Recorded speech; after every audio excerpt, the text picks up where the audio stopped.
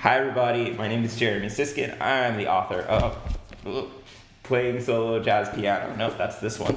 And then the Jazz Piano Fundamentals series.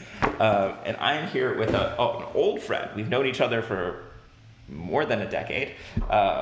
Peter John Stoltzman, who's a great pianist in the Denver area. He teaches at DU. And let me hit a couple points of your bio before we get into it. So not only has Peter played with like the top jazz musicians, Steve Gadd, Eddie Gomez, Allison Miller, Tia Fuller, but he's done a real wide variety of music, including contemporary classical music and working with hip hop tracks and accompanying songwriters. And I saw some spoken word stuff recently. But plus, what I think is really interesting is he has a doctorate in music and human learning from UT Austin. And I know that he's been doing a lot of work regarding mindset and flow state. And I think we're going to talk about a little bit of that today, which I'm excited about. So welcome.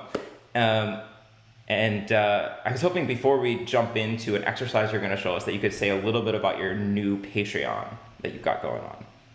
Yeah, thank you so much, Jeremy. I appreciate you having me on. I love your content. I watch it. I watch basically every video that comes up. I got Thanks. notifications on YouTube.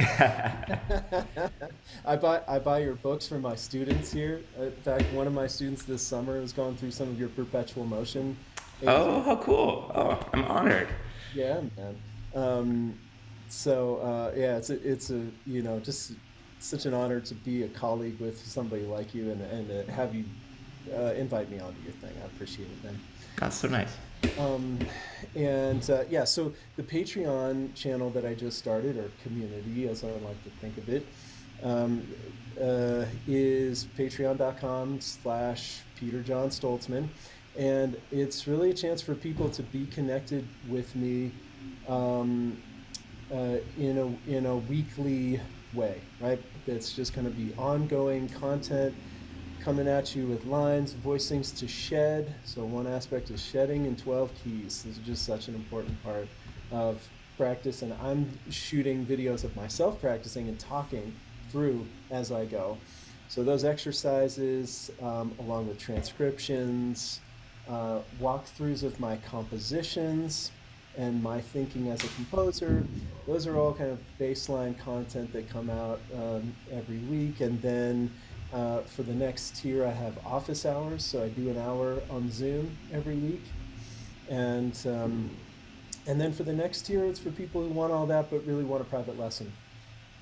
So that's another tier up, and people can get a monthly lesson with me either on Zoom or in person. Awesome. And you brought an exercise to share Well, yeah, I mean, today. the exercise that I'm thinking about is actually more general, which is about mindset and getting Great. to metacognition, and ideally, really like opening the gateway to the flow state, right?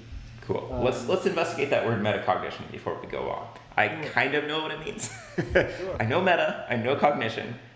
Is that thinking about thinking? Is that kind of what that means? Yes, thinking about thinking and even observing, really.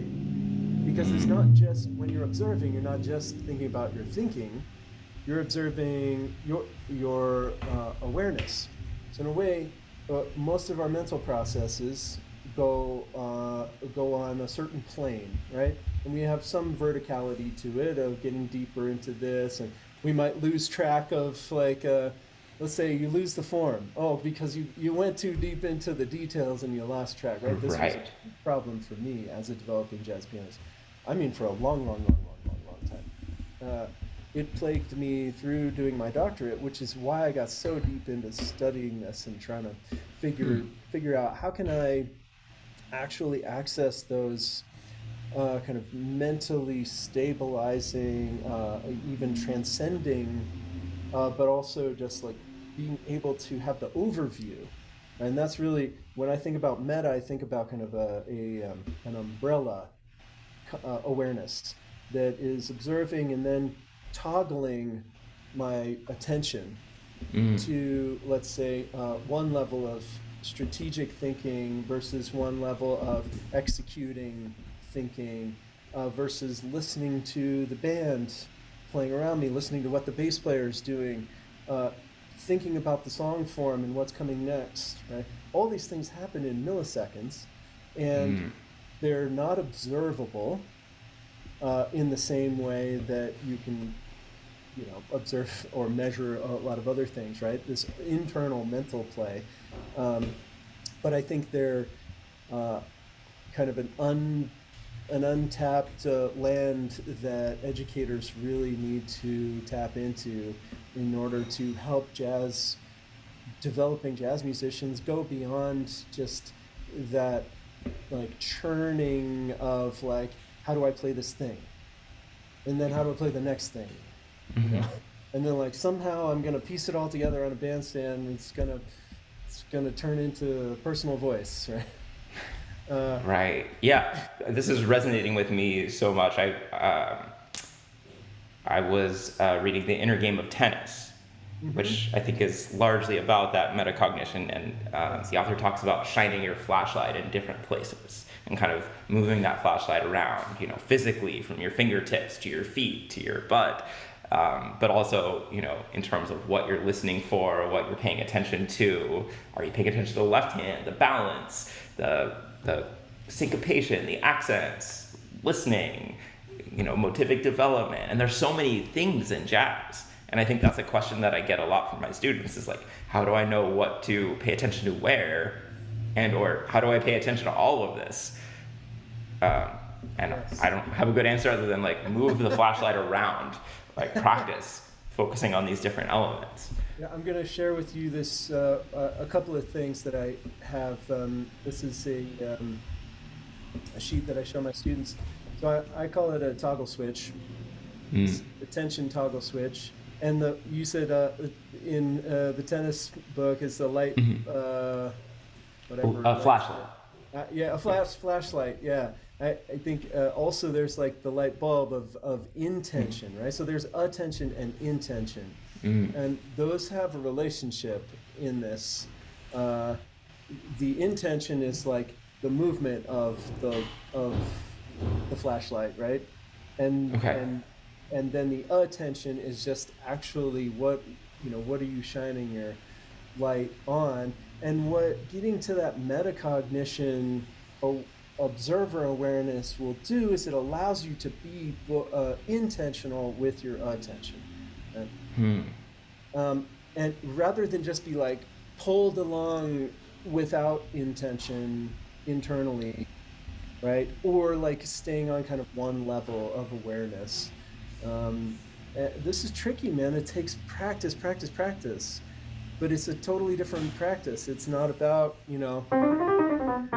just like get your lines together, right? Right. Uh, Yeah. In fact, let me share an anecdote, which is interesting. So we met however many years ago, like 15 years ago, in a piano competition, um, and I was just judging a piano competition last week. And I remember when I was judging or when I was in piano competitions as a student, like I was so focused on certain things. I was like, am I going to execute this sick lick? Like, am I going to get my double time in to really wow the jury? And as a judge, I realized I'm not paying attention to that at all. mhm. I'm paying attention to like, is the time good? Is the sound on the piano good? Is there a connection to the tune? Like, what's that level of connectivity and overall like sound? Yes. Um, and like the details, I want them to be nice, but like, I'm not gonna be like, this person didn't play sick, clean double time. And it's so interesting to what we get obsessed with in different parts of our journey and how much they may or may not matter. Does that resonate with you? Totally, totally. Uh, I mean, God, every jazz pianist, every performer knows the feeling of thinking about the audience's reactions while they're playing, Oof, right? that's the worst. You Death can knell. and then if you've like pre-planned it, like the audience Mm. is gonna like this when I do Uh-huh. it, and then it adds a whole other level. Talk about meta, right? A whole other level to your experience. But yeah, let me just here. I'm gonna read this thing if you don't Okay. mind, because Not at this is all. really like a personal statement here. This is like gaining some control of attention is a key element of becoming a musician who's tuned in. Jazz music in particular, demands the utmost flexibility of attention. In one moment, you're listening to the soloist, the next moment, making a musical decision of what to play, while also considering historical precedents. In any given moment of performance, you might be thinking, oh, I suck, or I'm crushing it. Right? And that's like attending to your own reaction, right? Or thinking, that cat listening to me thinks I suck. Or they're going to give me a Grammy for best solo. And that's attending to somebody else's reaction, right? Et cetera, et cetera, et cetera. Suffice it to say, there are many things vying for your attention as you play music. So practice your mental toggle switch, shifting your focus from inner to immediate to proximal to wide. As you gain a sense of intentional control over where you are directing your attention, then ask yourself, who is the one paying attention? That's really the doorway to meta awareness. In a meta state, you're the witness, the observer of your own attention. From a meta awareness, you can be non-judgmental, you can be intentional, and you can experience flow, which is kind of basically an experience of doing and observing simultaneously. This is reminding me, I know you mentioned effortless mastery. Isn't there a kind of exercise in there where you play and you imagine looking down on yourself, like as some kind of a audience member or maybe like weird angelic being, and you're like watching yourself playing from the outside while you play? Am I remembering that correctly? Yes, yes, yes. You know what? It's been a long time since Yeah. I read that book, like 20 plus years. And I got to take a couple of lessons with Kenny later in my 30s. And he's such a profound cat, man. And I think if I had an aspirational figure as a teacher, it would be a combination of Kenny Werner and Charlie Banakis, who was like my teacher guru in my early 20s. Charlie was the ultimate, do this, do this, do this. Very ordered is how I understand Do his it in teaching. 12 keys, get it automatic, and if you were a diligent practicer, you would do these things just because Charlie told you to, and they were a pain in the ass, but you just do them. And then all of a sudden, this stuff would start, happening in your playing that had never happened before. And but it wasn't quite enough, right? Like I still effed up song form all the time. I still like really struggled with the mental process of like the self-judgment and kind of the storytelling about what other people were thinking while I played. Yeah. So gaining some control over that side is much more elusive, right? And that's what I'm really trying to work with and integrate in my teaching. I'll show you another one that I have on flow here. For my students in school, they're all like getting good at playing licks, and yes, they need to work on licks and voicings and Sure. whatnot and tunes. But when we talk about this stuff of like getting into observer awareness and then getting access to flow state, it can be very like, okay, but how, right? Sure. And so I just have 3 really simple things that I make students practice. And we're going to start an improv class in a couple of weeks here. And at least once, if not a few times each quarter here, I have the students play as a band. And we actually just stop randomly. And they say, okay, so, what were you thinking? Or what was your inner experience? And we talk about these 3 things here. Don't play, listen to others, and 3, think ahead, as like gateways to metacognition. Because what all 3 of those things do is they take you out of your habitual mental processes, right? You kind of imagine, if you can imagine, like mentally, normally we get into kind of a groove, right? and then you're just kind of like following the groove as you go through the tune, and you get to the end. It's like, whew, cool, that was fun and hard, jazz, yeah. uh, and these three things all take you out of that groove, right? And So up towards I'm the. curious. The first two are somewhat intuitive to me. The Hmm. third one isn't, because usually when I think about flow, I think about being present in the moment, and I think about not thinking. So Yes. so think ahead is kind of curious to me. What do you mean by that?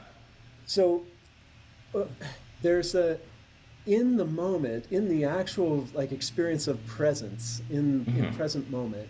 Um, if we are in any kind of analytical mind, like frontal cortex processing information, Hmm. etc., or judgment or whatever, then we're actually not really in the moment, right? Hmm. So if you're Because thinking what notes are in an F major seven, I need to yeah, play this arpeggio, I need to play this lick, we're probably not going to be in a flow state. right, right. And so what thinking ahead does is it actually takes you out of it takes you out of that getting stuck in the like stuff that's happening mode, and puts you in a metacognition uh, in the time sense, right? So if you think about maybe kind of four-dimensional reality of time space, and we have a space, and in the present moment you can be here. If you think about what's coming, you open up your awareness to a meta awareness, Interesting. right? And then that gives you access to potentially to flow, where you stop. Because what happens in flow, right, is that you're actually kind of doing and observing at the same time. Normally when people describe the flow state, it's like I was watching myself, run or play or execute this amazing thing, and I didn't. It was like I wasn't even doing it. It was just happening, Right. right? So any metacognitive practice or awareness is like a gateway, and if you could just push that gateway a little bit further open, boom, you can enter that state of doing and observing at the same time. And when you say think ahead, is it like think ahead musically of like, well, getting to the bass solo next, so I'm gonna wind down? Is it think ahead to like, oh, I really am gonna order that chicken piccata for dinner tonight? Or like, ooh, I hope in 10 years I'm gonna be able to retire and buy a boat. Like, is it any of those things? No, I'm thinking musically, definitely Musically. musically. Yeah. But there's also a danger there because then you kind of like form a narrative of here's where my solo is gonna go, right? Like there could be a over Yeah. control Yep. or a suffocating there. Does that make sense? Because I've definitely had that experience too of like, oh, I'm gonna make this climax, and then it doesn't, if if that's not where the music wants to go, then that's no good. Totally. Yeah. There are perils at every turn for the intelligent. Yeah. So do you have an activity that I could try or that people at home could do that might involve some of these things? Sure, sure. Um, let's I'm going to show you one other sheet here. This is about strategic thinking and improvisation. Okay. And let's just take an improvisational line, or maybe a chord or a chord progression, Okay. and uh, and work on the toggle switch, the mental, like intentional mental toggle switching. Um, and so this is like strategy rather than awareness. Um, Okay.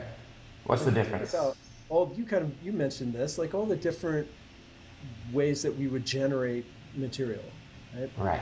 Could be energy, it could be a pattern, intravalic thing, could be an instrumental thing. The only the stuff you can do on the piano, right?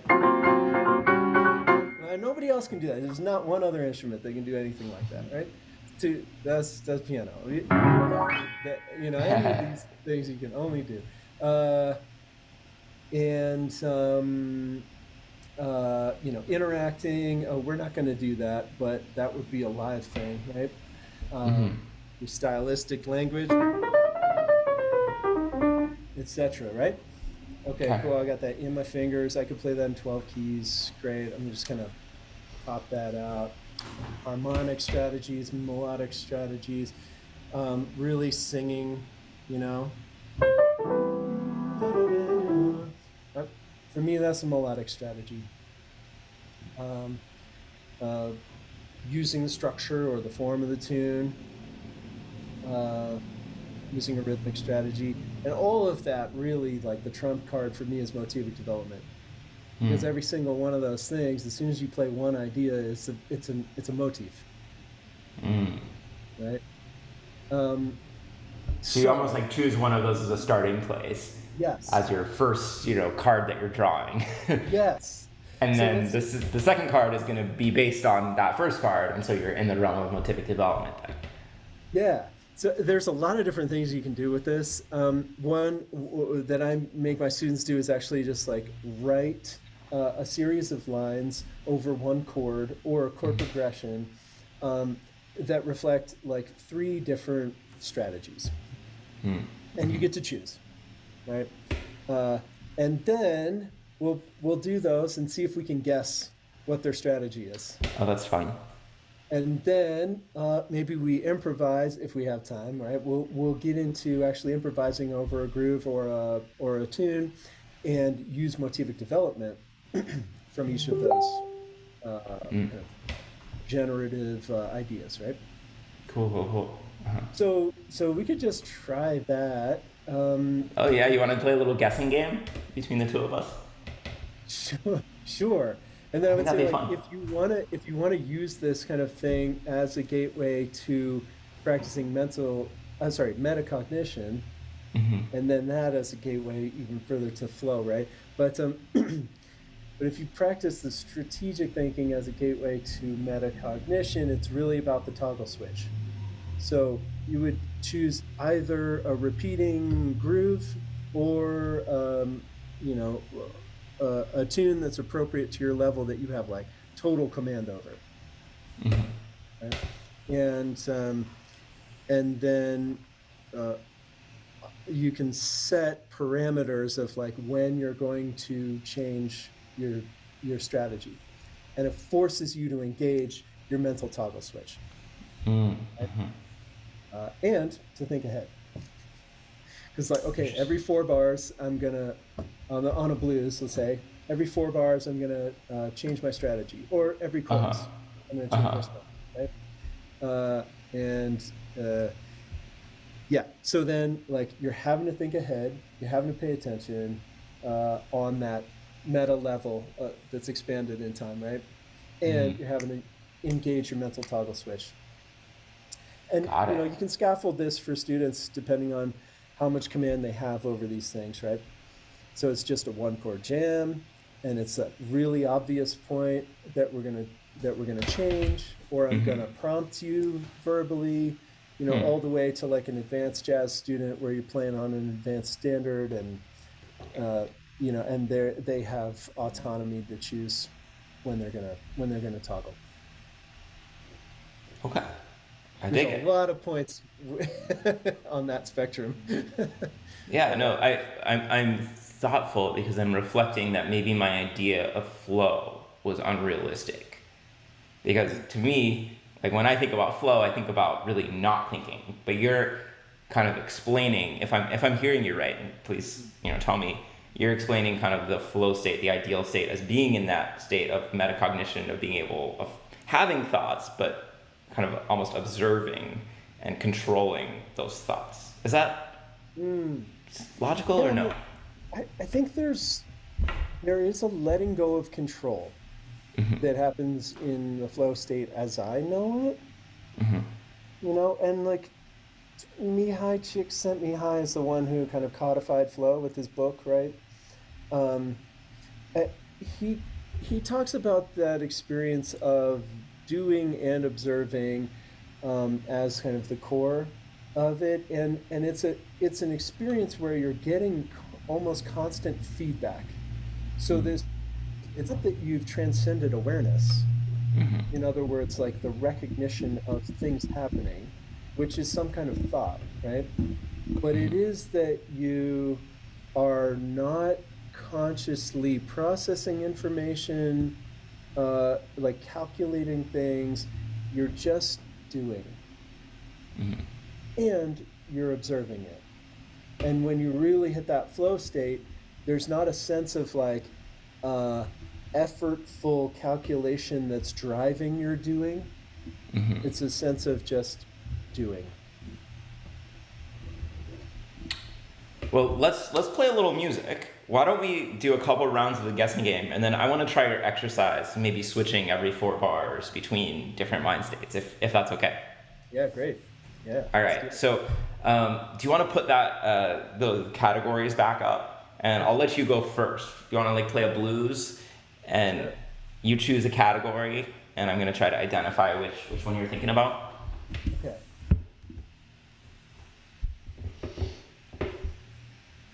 Let's see.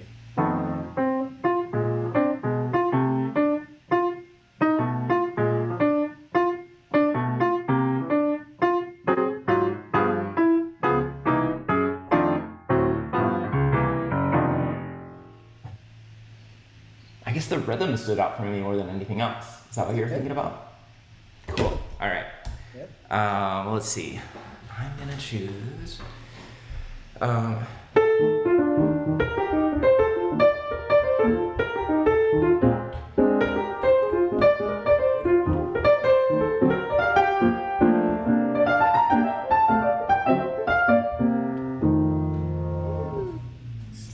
Oh boy, was that a pattern? yeah, I was thinking about pattern. Nice. All right, you take another one.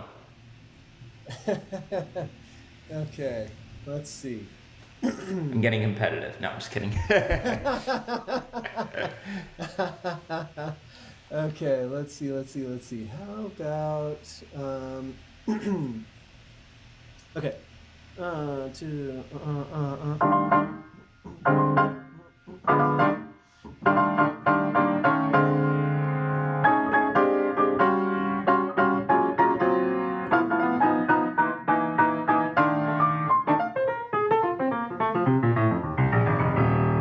All right. Was that focusing on your instrument capabilities? Yes. Yes. Okay. Stuff you can only do on the piano. Yes. Okay. Cool. Cool. Cool. A travel of 80 keys, right? Yeah, Uh, two words. all right. I'm gonna try a thing. Put on my One, overhead. two. Sorry. Oh, you're good. One, two, one, two.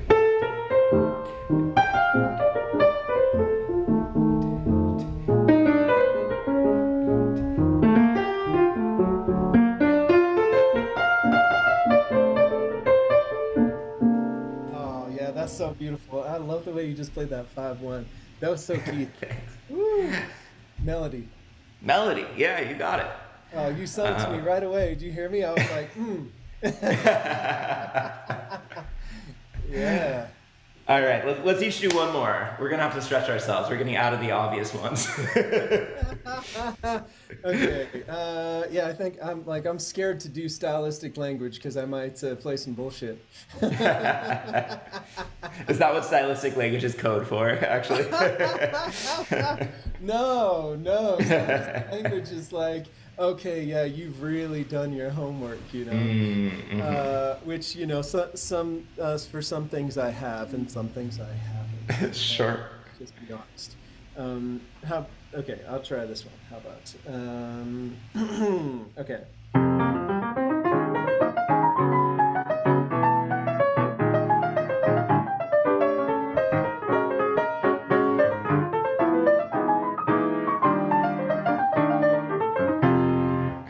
All right, McCoy, calm it down. Yeah.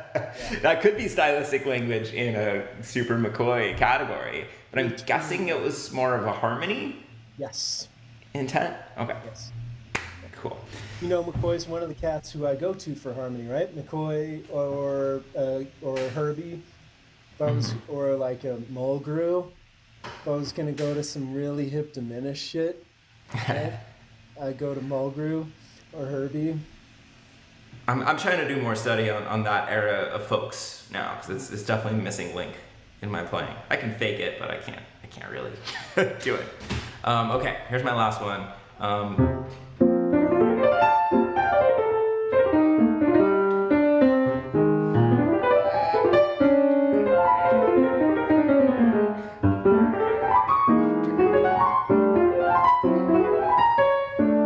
Woo! I love gesture. It's one of my favorite ways to play. I love listening to it. It's very affirming to hear you play and just get so much joy from it. It's instant Yeah. joy for me. It's like it's so playful. Yeah, I had a really interesting lesson with Gerald Clayton where we were talking about like fast playing, and he like heard my fast playing, and I've been shedding, and he was like, "Yeah, it's really good. Think more about the gesture and less about marking the every eighth note or every like bebop phrase or whatever." He's like, just kind of let some of it go into a gesture, and that really affected the way that I played fast. So it was rewarding. Yeah. Um, Wow. well, Beautiful. let's see. Do we have time? All right, we got a couple minutes. I want to give a try to your exercise, doing every 4 bars. So I'm going to write down Great. what I'm thinking about every 4 bars so that I keep it somewhat organized, because Yeah. otherwise it's going to get overwhelming, and then we'll reveal it, and we'll see if you can guess. I love it. Okay, so I'm going to do this, then I'm going to do this. This is like a little game show here that we're developing. Love it. Maybe the Game Show Network will be interested. And then let's see, the Yes. third one is going to be this. Okay. All right, here's my blues. 4, 4, and 4, shifting my mindset. This is hard. This is going by pretty fast. Should I be doing like a chorus, chorus, and chorus? Yeah, to take it down a little bit.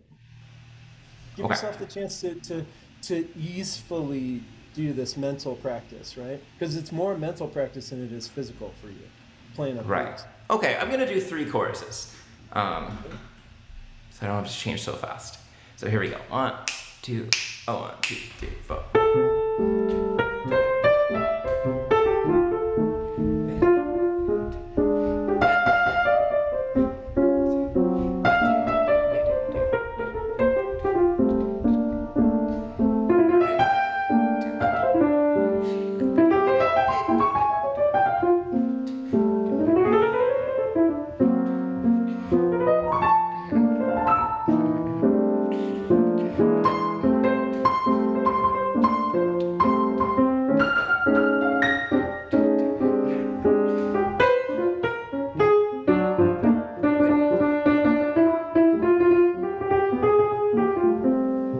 Woo! All right. So fun. What did you think they were? Do you remember? Melody, gesture. I'm not sure about the last one. Maybe when you started, I was like interval because it was wide intervals, There's a and lot then of I was octaves singing here. only stuff you could do on the piano because you took a wide range and you did like a tenth in the left hand, and then at the end I was like, oh crap, I don't know. So I was thinking melody, gesture, and rhythm for the last one. Oh, rhythm. Okay, right. I was kind of thinking about drumming, on the piano. Yeah. Yeah. Um, Nice. Cool. Thank you. That was super fun.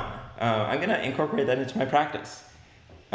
We have to wrap up because I have a Spanish lesson to get to. But where can people find you if they want to find your Patreon or they just want to learn more about you in general? Yeah, I think Peter John Stoltzman is pretty much the name that's on Facebook. That's one of my primary places. I'm on Instagram, Peter John Stoltzman Music, peterjohnstoltzman.com, patreon.com/Peter John Stoltzman, YouTube. And if people want to hear you play more, is YouTube a good place to go? Do you have some recent recordings out? I do have some recent recordings. My most recent record as a leader is called Spiraling Inward. It's got John Ellis Okay. on it, and it's really, I think, it's an album I'm really proud of. And I we gotta check that out. just put out a record here with a band called The Democracy. It just came out last week. It's a local quintet here in Denver. Fantastic musicians, all original music. So if you want to look up The Democracy on Bandcamp, you'll find our record Second Term. And it's got some really nice stuff on that too. Amazing. Well, thank you so much for spending the time. It's so fun to get to talk to you. I'm just such a fan of everything you do. Thank you, man. I really appreciate you. And yeah, go habla español. Thanks, buddy. Take care. Take care.